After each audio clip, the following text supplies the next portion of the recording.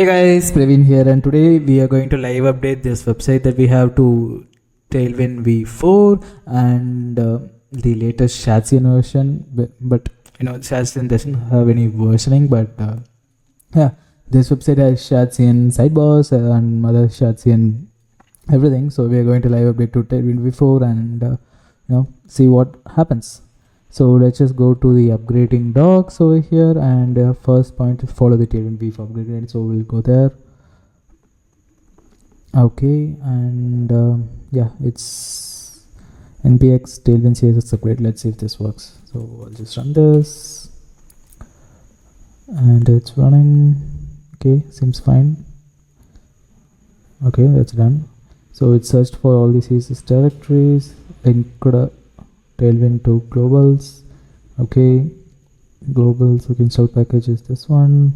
Okay, yeah, it updated some dependencies. I think that's good. I'll just do one install just to make sure. I'll open the code. Okay, let's see what it did. Okay, it did a lot of things. It added this Tailwind post CSS package. Okay, it upgraded Tailwind version. That's perfect. Okay, it changed Tailwind CSS to Tailwind post CSS. Okay, that's expected. It removed this file. So this is like mostly whatever shadcn cases, but it removed it. That's expected, and it added it over on added these things over here. Okay, that's also expected, and some small things, outline and outline hidden. Okay, again that outline and outline hidden. Maybe some backdrop blur. Okay, remove this order. Okay, I know about that. Shadow SM to shadow access. That's also a new change in Tailwind 4, and outline and outline. Okay, that's expected. Okay, let's go on with the shadcn upgrade. Okay, that's done. Now the code mod will migrate your CSS variables as references under the theme will active. This works, but to make it easier to work with colors and other variables, we'll need to move HSL wrappers to and use theme inline. Okay, here's how we did. Move root and dark out of layer base. Okay, just do that. We don't need this thing. Fine. Okay, move root and dark out of layer base. Okay, we did that. Now we have utility container and layer base. Okay, and wrap the color values in HSL. Okay, we can do that. So I'm just going to select all the color values that we have over here, sidebar colors and the dark mode colors. Okay, but some of these things has variable references. Probably we don't need a HSL wrapper around that, so I'll remove that.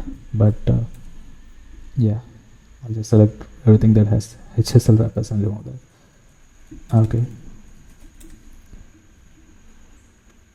Okay, yeah, that makes sense. So yeah, we added wrap the colors by HSL and add inline to theme inline. Okay, so theme inline.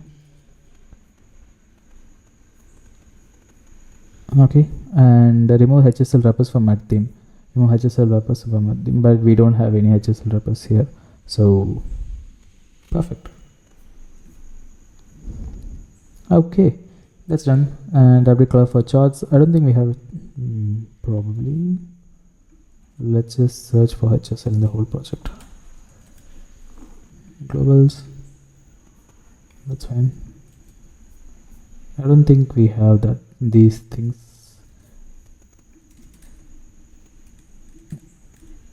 Yeah, I don't think we have that. Okay.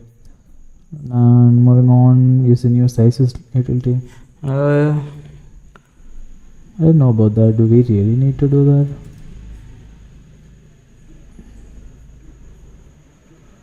Because I think I do have size utilities everywhere. Yeah, I'm already using size utilities everywhere, so I don't think we need to do that. Updated dependencies, also React, recharts, Tailwind. Okay, let's do that. I usually upgrade my dependencies with this, so let's just try that out. This is fine. Maybe I'll update this one. Radix, I think we can upgrade all Radix things.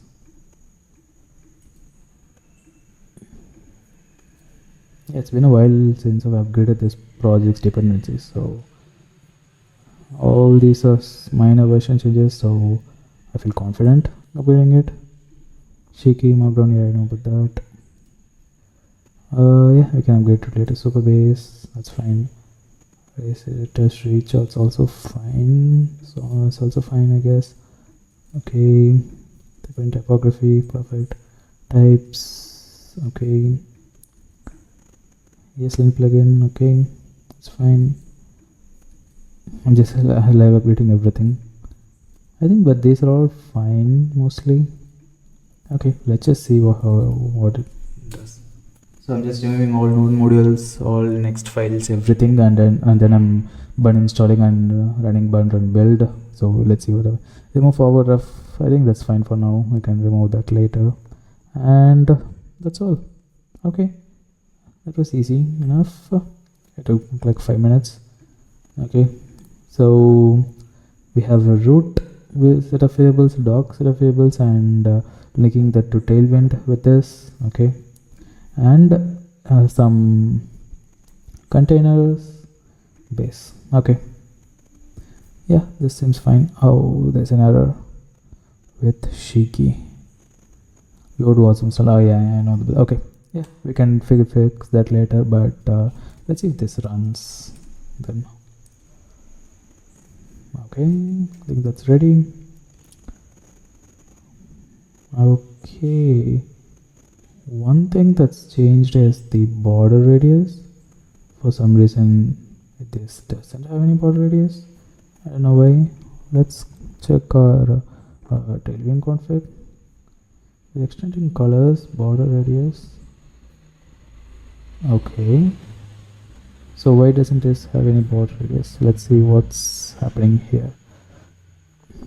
So we have this border and 0 pixels. Why is it 0 pixels? Are we not adding any border over here? Rounded MD is there, but it's not generating any rounded MD. Oh, it is generating. Okay, so while I did this, is there any radius for okay, that's perfect. Okay, yeah, that's fixed. Okay, so while adding HSL to everything, I added HSL to the radius also. Probably I should bring this at top just so I know it's there. I'll add some gap over here, some gap for this. Okay, yeah, this makes sense. Okay, and I think that's it.